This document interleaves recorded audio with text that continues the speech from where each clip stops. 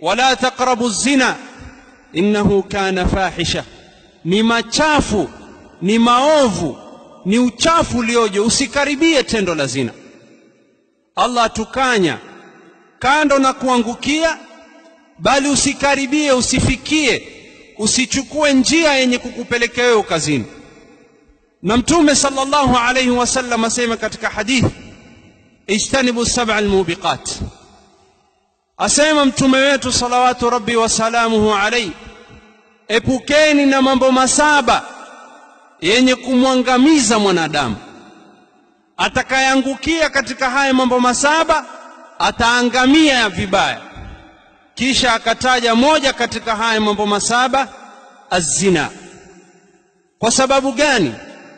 Mwenye kuzini hupata adhabu hapa duniani, huishi maisha ya udhalilifu, huishi maisha ya kuzungumza kwa ubaya na kusemwa kwa ubaya, bali hata anapopatikana na musiba watu hufurahia, wakasema huyu si ndio yule ambaye anayeharibu wasichana wa watu.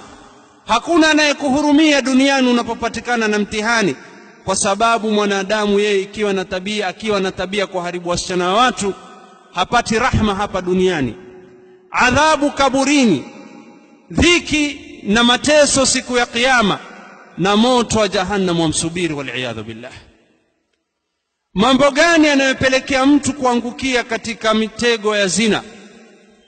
Jambo la kwanza, lazima tutahadhari ya kwamba tuna adui ambaye kazi yake ni kutuangamiza, hamu yake ni kutupotosha, hamu yake ni sisi tusimridhishe Mwenyezi Mungu, bali miongoni mwa njia kubwa anayetumia ni kutuamrisha machafu. Mwenyezi Mungu asemaje? ash-shaytanu ya'idukumul faqr wa ya'murukum bil fahsha. Hamu ya shetani ni kukuonesha kwamba wewe ukifanya biashara fulani hautaweza, kwa hivyo iba, fanya haramu ili mali yako iwe nyingi. Usipotumia njia hii utakuwa fakiri. Wa ya'murukum bil fahsha, na huyu shetani hamu yake na njia yake kwamba yakuamrisha maovu. Waswali, watoka msikitini, waenda kufanya mambo yako, shetani hukuonesha mwanamke akipita, kisha baadaye shetani akaleta mambo katika kichwa chako. Hii ndio miongoni mwa uslubu kubwa shetani aliyoko nayo dhidi yetu, na mwanadamu lazima ajue mbinu za shetani. Mtume sallallahu alayhi wasallam ametukanya tusiwe ni wenye kutangamana na wanawake ambao si mahram zetu. Mwanamke ambaye utakaa naye ili hali si mahram yako, usije ukasema mimi sifanyi kwa ubaya, wala usije ukasema kwamba mimi sikusudii maovu, huyu ni kama dadangu, huyu ni kama kakangu. La, sikizeni asemaje Mtume sallallahu alayhi wasallam. Hapa asema ya kwamba mwanadamu hakai na mwanamke asiyekuwa mahram yake, la yakhlu biha, hawakai pamoja kivyao wawili peke yao, illa kana ash-shaytanu thalithuhuma, illa shaytani huwa watatu wao. Kwa nini? Kwa sababu shetani ajua hawa wamekaa kivyao. Hii ndio fursa. Shetani huwasha moto katika nafsi ya mwanadamu. Wewe wajiona uko sawa, lakini hujui shetani yule mwingine unayekaa naye ametumia mbinu gani. Mtume wetu Muhammad sallallahu alayhi wasallam hasemi uongo, bali azungumza kwa maneno ya haki kutoka Mwenyezi Mungu. Wama yantiqu anil hawa in huwa illa wahyun yuha. Miongoni mwa mitego shetani ametuwekea sisi kuona ya kwamba sisi ni mandugu, hatukusudii kwa ubaya. La, watu kutangamana wasiokuwa mahram ni miongoni mwa mbinu kubwa shetani hutumia, hasatan inapotokezea khalwa, mwanamke ajnabi na mwanamume ajnabi wanakaa pamoja faragha. Asema mtume wetu, wanapokaa hawa wawili pamoja, shetani huwa watatu wao. Na ndugu Muislamu, shetani akiwa watatu katika hawa wawili, basi wewe mwenyewe jijazie yakoroga akili na nafsi ya mwanadamu namna gani. Ndugu Muislamu, miongoni mwa sababu wenye kusababisha zina kuenea katika mujtama ni watu kufanya halali kuwa jambo ngumu. Na Mtume sallallahu alayhi wasallam ametukanya akatuonya ya kwamba anapokuja kijana kwako, umeridhia dini yake, umeridhia tabia yake, muozesheni. Asema salawatu rabbi wa salamuhu alayhi, idha ataakum man tardawna dinahu wa khuluquhu fazawwijuhu. Akija mtu kuposa kwako, umeridhia heshima yake, umeridhia tabia yake, umeridhia dini yake, muozeshe. Fa in lam taf'alu, musipofanya hivyo, faltakun fitnatun wa fasadun fil ardh, kutakuwa na fitna na ufisadi katika ardhi hii. Ndugu Muislamu, leo kijana haja kuposa, aambiwa la, mahari ya msichana na harusi 700,000, 800,000 weka juu ya meza. Kisha hao baadaye wakienda kuzini, akipata mimba yule msichana, yule baba msichana mtafuta, njoo nitakupatia kwa 10,000. Kwa nini ungoje mpaka haramu iangukie haramu? Kwa nini usubiri mpaka wafanye maovu? Je, mtume wetu hakututahadharisha na kukataza watu kuoana kwa halali? Katika njia shetani hutumia ni kwamba wanadamu wanapoona kwamba halali huwa ni ngumu, basi shetani huwadhihirishia haramu ni sahali, ni wepesi. Bali hata lugha imekuwa namna hii siku hizi baina vijana. Amekukataza we mtie mimba, atakuja bure, baba mwenyewe atakuja kutafuta mwenyewe. Hii ndio lugha ya vijana, na ndivyo alivyotukanya mtume wetu. Fa in lam taf'alu faltakun fitnatun wa fasadun fil ardh.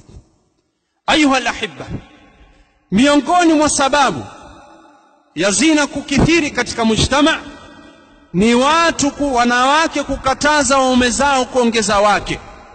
Bali ma'al asafi shadid, tumeshuhudia wanawake ambao wanajua waume zao wako na wanawake wa haramu, lakini hawasemi lolote. Asema maadamu hajamuoa mimi sina shida naye. Inna lillahi wa inna ilayhi raji'un.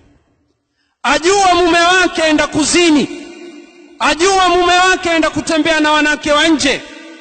Mwanamke asema kama hajaoa sina shida naye, asiniletea wewe mwake mwenza, akitaka afanye mambo yake huko nje. Mwanamke wa Kiislamu anaridhia machafu namna hii? Anaridhia mume wake kwenda kuharibu wasichana wa watu kwa sababu hataki kwenda mke mwenza? Na wanawake wamekithiri katika mujtama. Sasa hali itakuwa ni namna gani? Ima iwe ni halali ama ni haramu. Ayuha alahibba, kando na watu kufanya halali kuwa ngumu, miongoni mwa sababu husababisha zina kukithiri katika mujtama at-tama', watu kuwa na tamaa. Msichana kuwa na tamaa na mwanamume naye kuwa na tamaa. Msichana ataka kuishi maisha mazuri kwa haraka, ataka kuvaa nguo nzuri kwa haraka, ataka kubeba mabegi Louis Vuitton na vingine kwa haraka. Hana subra, hataki kwenda kupanda ngazi sunna ya Mwenyezi Mungu katika ardhi, akajikuza katika maisha yake kidogo kidogo mpaka akafikia. Aona fulani anayo na mimi mpaka niwe nayo. Kwa hivyo sina pesa, itakuwaje? Nitafute wanaume nje. Na wanaume kule pia wao pia wanatamaa, watafuta wanawake kama hawa. Ayuha alahibba, je, wafikiria nini moto na petroli kaletwa kwa pamoja? Mwanamume anatamaa kuharibu wasichana wa watu, na mwanamke anatamaa kupata maisha mazuri, apate mwanamume amwangalie hata kama hatamuoa. Sasa moto na petroli kikutana, hali itakuwa namna gani? Tamaa isiyokuwa na msingi. Na hawa wasichana na wapawasia ya kwamba wanaume hawa hawatawaoa kwa sababu mwanamume ambaye aliyekupata kwa haramu hatakuwa na tumanina na wewe. Asema kama alizini na mimi, kesho ataenda kwa mwingine. Usidanganye kwamba atakuoa. Pia na kutahadharisha maneno ya Mtume sallallahu alayhi wasallam aliposema, yeyote ambaye man sa'ala an-nasa takathuran, mwenye kuomba watu ili hali ya kukusanya mali, yeye mwenyewe aweza kuishi lakini tamaa inampelekea kuuliza. Asema Mtume sallallahu alayhi wasallam, fataha Allahu alayhi babul faqr, Mwenyezi Mungu atamfungulia huyu mtu mlango wa ufakiri. Maisha yake atakuwa akingojea wanaume wampatie, kwa sababu Mwenyezi Mungu amemfungulia mlango wa ufakiri. Na Mwenyezi Mungu akikufungulia mlango wa ufakiri, hakuna anaweza kufunga mlango huo. Na miongoni mwa sababu aeleza Mtume katika hadithi niliyotaja ya mwanadamu kufunguliwa mlango wa ufakiri ni mtu kuombaomba bila sababu, ni mtu aweza kujiendeleza na kustahimilia lakini bado aombaomba. Sasa huyu mwanamke ambaye anaombaomba, yeye si dharura aendeshe avae buibui mpya, lakini anaye buibui, lakini mpaka avae buibui mpya kama wenzake. Kwa hivyo ataenda kumwomba yule mwanamume, na yule mwanamume akienda kumwomba atamwambia na mimi nataka hili, itabidi atoe alichokuwa nacho.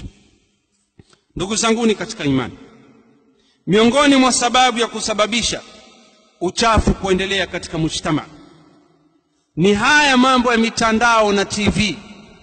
Bali nitawapa mfano mdogo ulioje. Sisi tulipokuwa watoto tukiangalia cartoon Tom and Jerry, wakati huo kulikuwa wakifukuzana paka na panya peke yake. Lakini safari hii zama hii muangalia hiyo Tom and Jerry ambayo tulikuwa tukiangalia sisi, utamwona paka Tom atafuta paka wa kike na Jerry atafuta panya wa kiume. Sasa mtoto mdogo anapokuzwa na fahisha toka udogo, watarajia nini? Hata tusifikie mambo ya TV na mambo ya internet na mambo ya machafu na hizi website, tusifikie huko. Hala hata tusizungumzie ma strip clubs zilizokuwa Mombasa, hatuzungumzi hayo. Tuanze hapa nyumbani, watoto wetu wanapoangalia TV.